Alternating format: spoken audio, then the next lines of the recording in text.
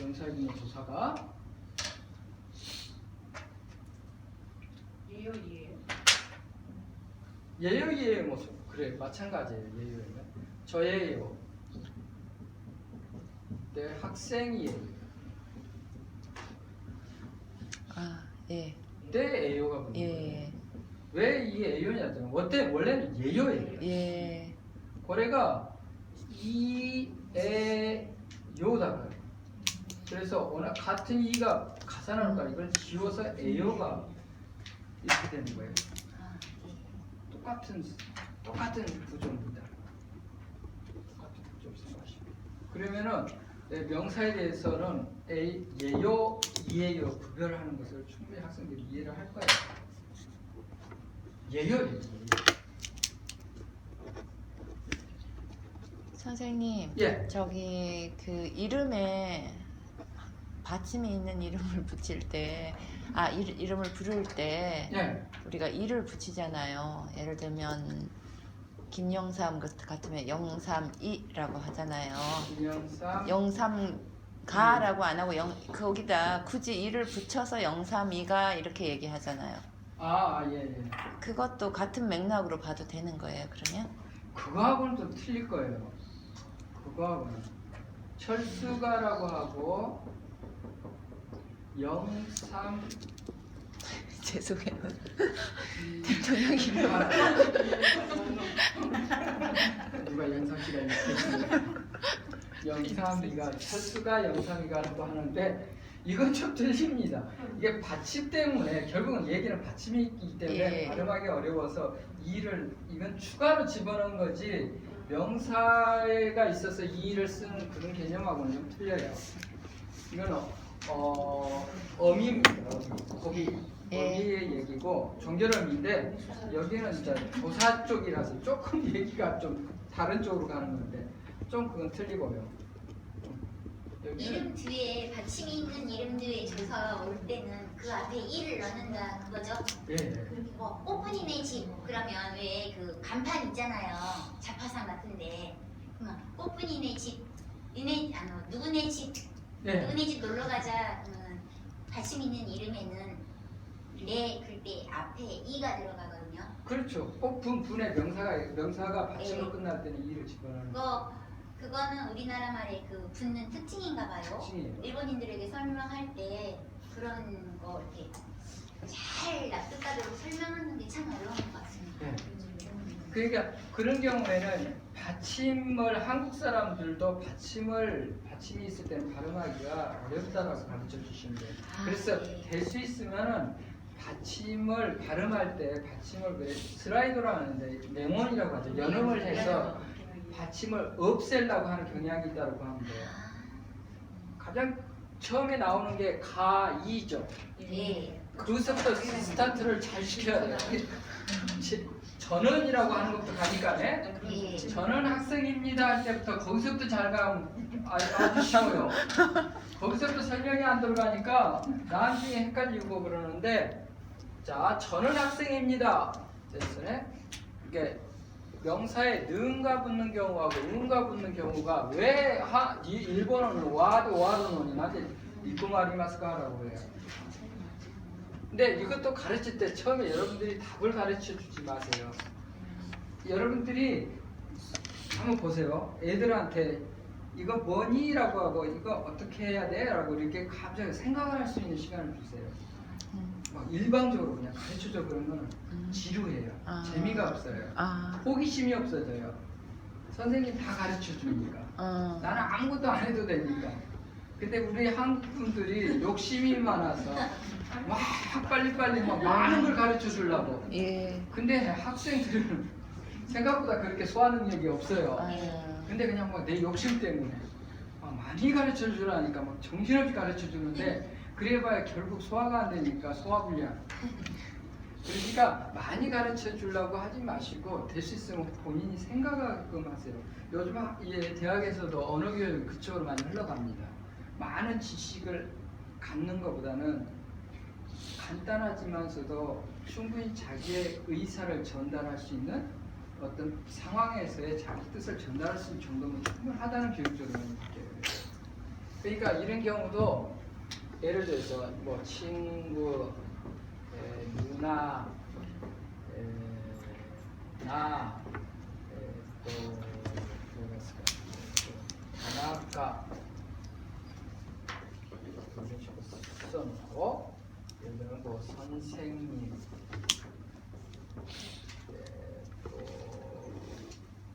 또 선생님, 학생.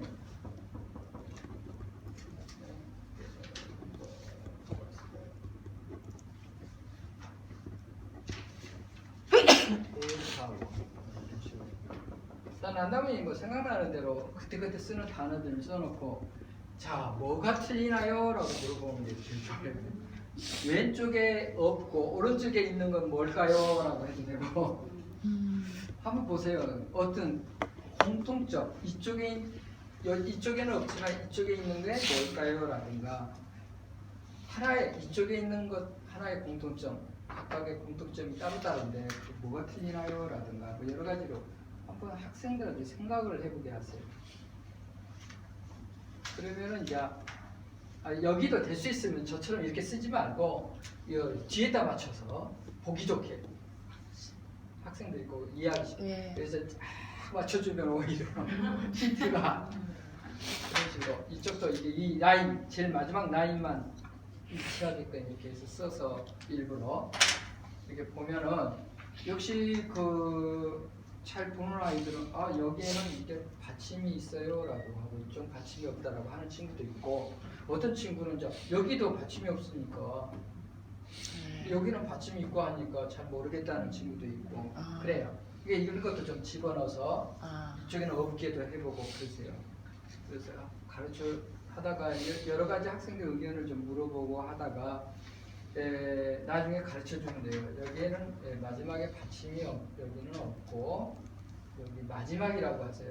사이건에 마지막에 여기는 받침이 있어요. 이게 틀립니다. 식으로 하면 틀린 친구들도 그때는 인식을 하거든요. 그래서 좀 기억이 많이 남을 거예요. 이런 식으로 해서 저 같은 경우 수업할 때는 일본의 와에 해당되는 것은 이거라고 했어요. 저는 정말 학생들 이게 호모노라고 그래요. 봤어요. 이게 니세모노라고 그러거든요. 그런 식으로 가르쳐요. 일본의 와는 는이다. 이게 일본의 와하고 똑같은 거다.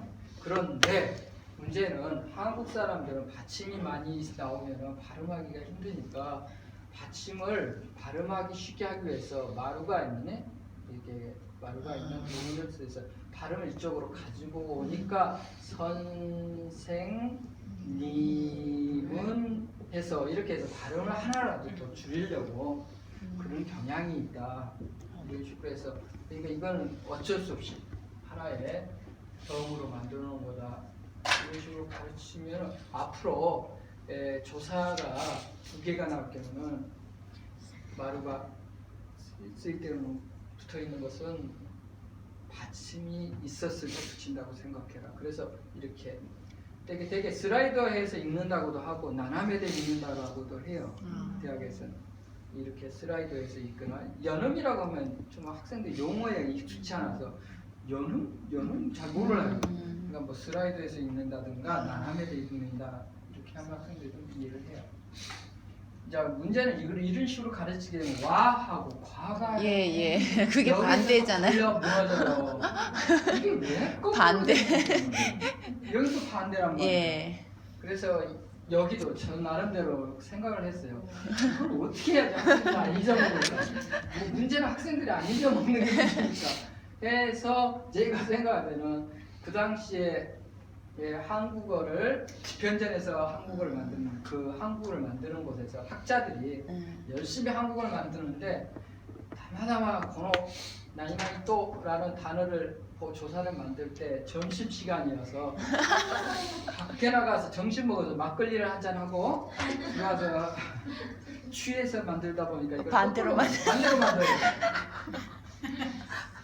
만들고 보니까 이제 만들고 보니까 나중에 보니까 이게 너무 무서워서 그때는 뭐 세종대왕이 시내수가 신우씨가 나있다고 이게 너무 무서워서 그 학자가 또 하나를 만들어 버렸다 하고 도치 때문에 이혼을 그래서 이렇게 3개가 됐다 뭐 이런 식으로 좀 모노가타리를 하나 만들어서 아, 설명을 해요.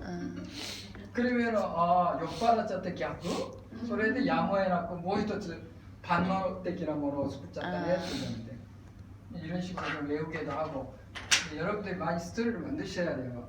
없는 있는 거짓말을 좀 섞어서 그러는데 뭐 소유 하나씩 하고 네 우소라고 얘기하면서 이제 하는데 여러분들이 외우기 쉽게 하기 위해서 그런 얘기를 했다라고 이제 사실을 가르쳐 주지만서도 네, 좀 그런 식으로 스토리를 좀 만들어서 이렇게 좀 헷갈릴 수 있는 부분 그런 것은 좀 스토리를 만들어서 기억을 시켜주고 수시로 이런 게 또 나올 때쯤 되면 또 한 번 얘기를 하는 거예요. 제가 얘기했잖아요. 욕하는 사람 거기에 대해서 소리에 쇼가나이가 뭐一つ 붙잖아요. 한꺼번에 합쳤다. 그러면은 또 오모이다세요. 예. 제가 제일 많이 하면서 효과를 봤던 부분이 비읍 불규칙이요. 비읍 해석구. 예. 근데 외가 있잖아요. 예. 비읍 해석구가 일어나지 않는 외를 외워라고 예. 하는데 한국 사람도 갑자기 물어보면 대답이 안 돼요. 이제 딱 단어가 안 떠오르는데 딱 떠오르게 하는 방법. 지은 나가래. 그러니까 잡다, 잡다, 접다. 네, 잡다, 입다, 예. 좁다거든요. 접다. 접다도 있는데 뭐 일반적으로 일상생활에서 쓰는 것은 이 정도니까 이게 세 개인데 학생들도 비읍 불규칙 하다 보니까 뭐 헷갈려가지고 이 테스트 들어가면 다 틀리는데 제가 만들어 본 것은 데파톤이 있대, 토때, 기대에 따라 생각 같다. 아, 왜 단어는 아, 여기 있으니까 세트도. 일본말로라도 떠올리면 단어 잡아낼 수 있거든요. 뭐 치사 같다가 훨씬 나게도 쇼가나이가 생각 같다. 뭐 이런 식으로 해서 몇 번 나올 때마다 그런 식으로 고래와 데파톤이 있대 후고 토때 기대 따라 생각 같다. 그때도 쇼도 아, それですかって言うんだね。なんかね、変な感じで覚えさせた方が記憶に残りますよね。それも 여러분들이 좀 구분을 해서 외울 수 있게끔 하면